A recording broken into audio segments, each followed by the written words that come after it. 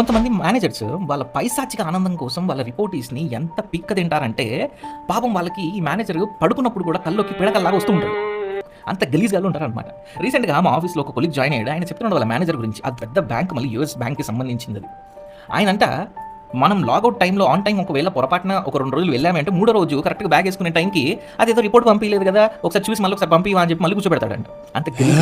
పాపం ఇతన్ని last working day రోజు నిజంగా అందరూ బాయ్ చెప్పుకుంటారు తప్ప ఎవడు పని చేయడు. అలాంటి టైంలో కూడా మార్నింగ్ 9కి వస్తే రాత్రి 9 దాకా కూర్చోబెట్టి పని చేయించాడంట.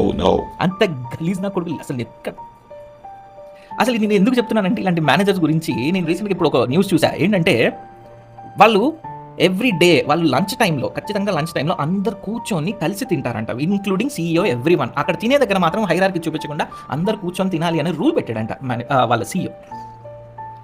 ఎంత ఎంత మంచిగా అనిపిస్తది అలా కూర్చొని అందరూ కూర్చొని మాట్లాడి ఇంకా ఆఫీస్ గురించి మాట్లాడరంట. జస్ట్ వేరే బేసిక్ థింగ్స్ మాట్లాడతారు.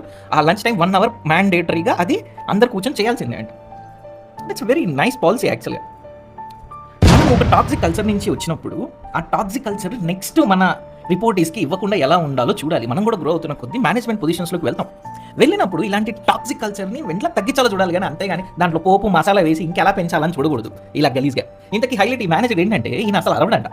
ఎప్పుడు కూడా నోరు తెరిచి గట్టిగా అరవడం అనేది చేయడంట. కానీ ఎంత ఇరిటేట్ చేసుంటే అర్థం చేసుకోండి ఈయనకి ఇంకా ఆ కంపెనీ వదిలేసాక కూడా ఆయన గుర్తొస్తూ భయమేస్తుంది అంటే అర్థం చేసుకోండి. అలా ఉంది పరిస్థితి. అసలు ఎందుకుంటారు లేండి మేనేజర్ అర్థం కాదు. జస్ట్ ఎందుకంటే మనం కూడా ఒక స్టేజ్కి వచ్చిన తర్వాత మనం ఇలాంటి కల్చర్ని ఎంకరేజ్ చేయకుండా చేంజ్ చేయడానికి మన ఎన్వైర్న్మెంట్ని వర్క్ ఎన్వైర్న్మెంట్ని ఫ్రెండ్లీగా ఉంచడానికి ట్రై చేద్దాం. ఏమంటారు మేనేజర్స్, కాబోయే మేనేజర్స్? మీకే ఇది ప్లీజ్ ఉంటా.